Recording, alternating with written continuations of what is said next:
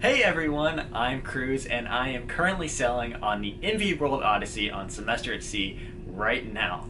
So we just got back from Japan and it was amazing. It was some of the best 5 days of my life. I've never been to Japan before, this is my first time, and the wait was worth it.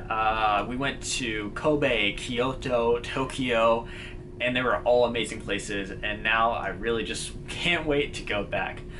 But for this video, I thought I would give you some post-port tips, or I guess pre-port tips for all of you. So this is really going to apply to everyone that's on semester at sea and is going to go to Japan, or really just anyone else who might be wanting to go to that country. It's an amazing place, and I cannot suggest more than to go to Japan. It's such a great place.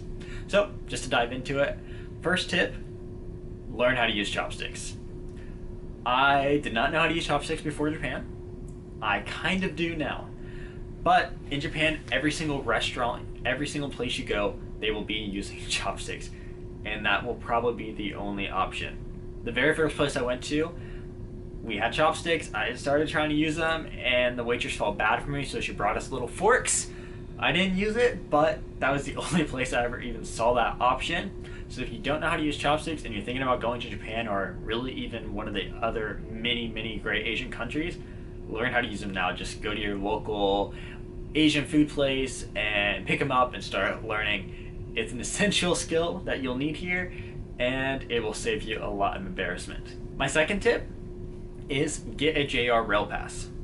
Now, this won't apply for everyone, but it will apply for a lot of people. So if you're planning to going to more than one big city, it's probably worth it. For me, we started out in Kobe and we went to Tokyo and Kyoto. So we went to two big cities from Kobe, so it was worth it for us. I think it ended up being like $280 for a week pass, and that let us get on the bullet train between all the big cities, so it saved a lot of money. I think if you don't get the pass, it's about like $120 per ticket for each way, so you can see how it quickly adds up.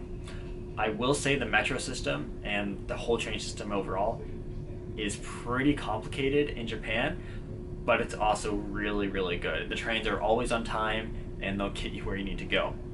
The JR Pass can also be used on a lot of the metros and subways in Tokyo itself, so it'll save you a lot of those like $2 fares here and there, which is really cool. If you guys are interested in learning more about the JR Pass and how to get one, when to get one, and how to use it, let me know and I can definitely do a video for it, because it was complicated and it took us about a week to learn it, and by that time we were leaving, but I highly suggest you get it if you are thinking about going to Japan. My third tip, learn some common Japanese phrases, even just Japanese words here and there, stuff like arigato or ohayo, konnichiwa, just simple things, hello, just learn how to say I'm sorry, learn how to say thank you. It's just common courtesies in Japan are going to be essential. A lot of people will try to help you or try to speak English, but it goes a long way to show that you can speak a little Japanese as well. The same thing is true with just some of the cultural practices, such as the bowing. So a lot of places they'll do a little bow, and it's always good to try to at least match the bow that they're doing as well. So before you go, just learn a few phrases, just be prepared to start bowing. I kind of got into the habit, and I feel like I'm going to keep doing it after Japan. It'll also be really good to have Google Translate on your phone and download the Japanese language. On Google Translate, there will actually be like a camera feature you can use. So when you go to a restaurant, where many of the restaurants, they only have Japanese menus, you kind of just point your phone at it and it will mostly translate everything on it, at least so where you can somewhat understand, and then you can try to point out what you want. But yeah, so just learn some phrases, download Google Translate. It'll save you a lot of time. My fourth tip is have cash. So a lot of places, especially in the cruise terminal, there'll be a place where you can literally just take American dollars, trade them in, and they'll give you Japanese yen back. For us right now, the denomination just moved the decimal about 2 places, so 1,000 yen would be about $10.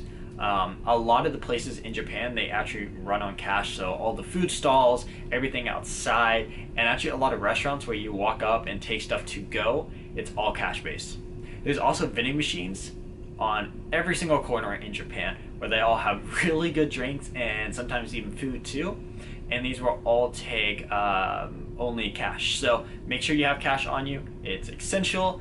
So sure, there's also ATMs everywhere, so if you run out of cash, you can get it.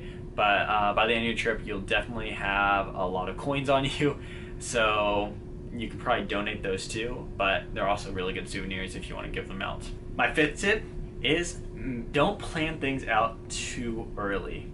So if you want to do a field class, especially on semester at sea, there are some really good ones that I heard about. I personally didn't do any, but I heard especially like staying overnight at a Buddhist monastery was a really impactful experience, and it's not something you can really do on your own that well. So if you want to do something like that, definitely plan it. But if you just want to do independent travel, wait until you're on the ship before you get to Japan. You will be meeting up with groups. You will be finding people that want to do things together.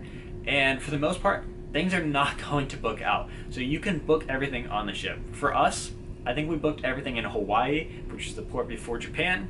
I'm not sure exactly how it will be for future voyages, but things don't really sell out, especially during this time.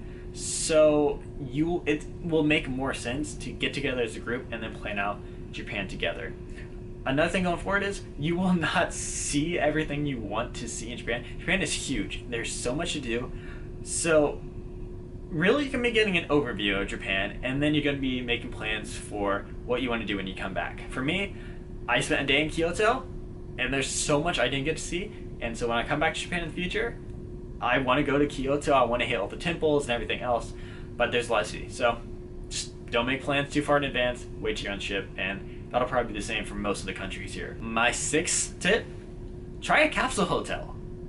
The capsule hotel is an amazing experience.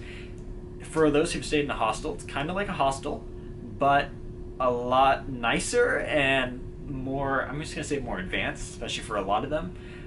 They're really, really cool. So for those that don't know it, I'll try to put a picture of mine right now, but you basically there's a little bed that you crawl into the bed. Mine is on the second floor. There's like kind of bunk beds, fancy bunk beds. You get in, it has a little plug in it, light, you can close the curtain.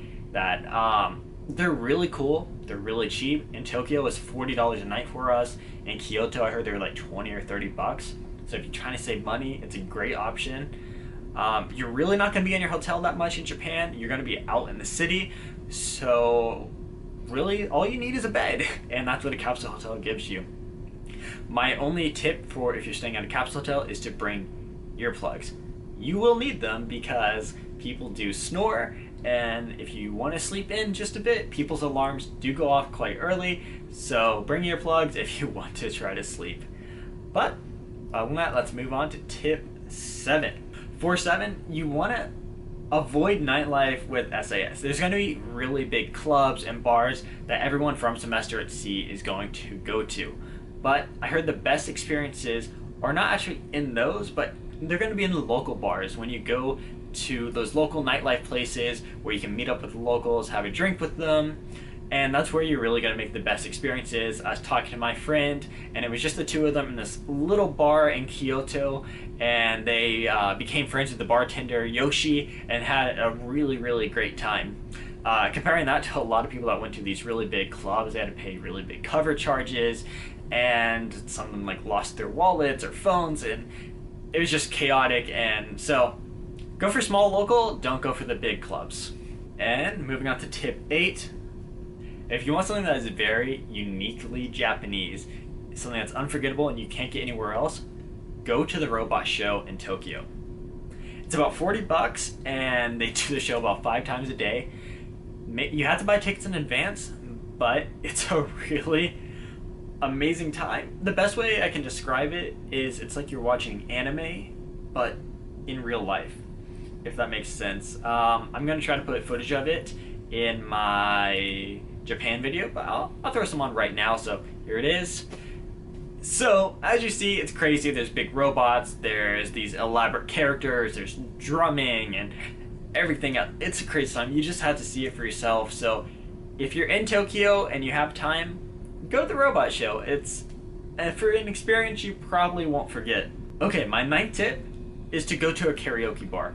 This is something else that's not, I won't say it's only in Japan, but like Japan is known for it. So you can get a group of friends together and you can get a private room and a karaoke bar. A lot of them, they'll have like unlimited drinks for like an hour or something like that, and they'll have songs in Japanese or English, and you can just have a great time. There's not a lot of places in America where you can just go to a place and sing karaoke. There are other places. We're about to go to Vietnam now, and there's some karaoke bars there, but it's nothing like the ones in Japan. And kind of going back to earlier, if you go to some of these smaller bars or nightlife places, a lot of them will just have karaoke out in the open, and the locals, they'll get together with you and try to sing songs. I was talking to a friend, and they were with some Japanese people they just randomly met. They were singing all the Japanese parts. My friends were singing the American parts. They had a really great time.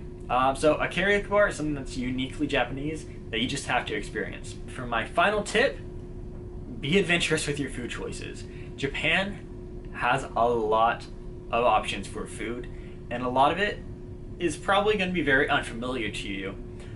For me, I had no experience with Japanese food at all, so I got to try the basics. I got to try like udon and ramen, all amazing, but I also got to try other things that was like squid mystery, at least that's what it translated to, and it was one of the best meals I had. I also got to try ox tongue on my last day in port, which was not too bad, but it was definitely an experience. So there's going to be a lot of weird things out there, and just be adventurous, try new things. You're not going to be there for a while probably. This is going to be your one time to experience it. So go out with your food, try new things, and that's probably going to make some of the best memories. And maybe you'll find a new favorite food. Anyway, so that's it. Those are my top 10 tips for those who are either going to Japan from SAS or just on their own. Japan was an amazing time, and I couldn't recommend it more. I definitely want to go back in the future, and now with these tips and my experience, I am going to be so prepared compared to how I was this time. But anyway, if you like this video, make sure to give it a like and leave a comment below if you have any questions. If you want to see a JR Pass video, let me know, because I'm definitely down to make that. And then make sure to hit the subscribe button so you can see more videos like this. I'll see y'all later.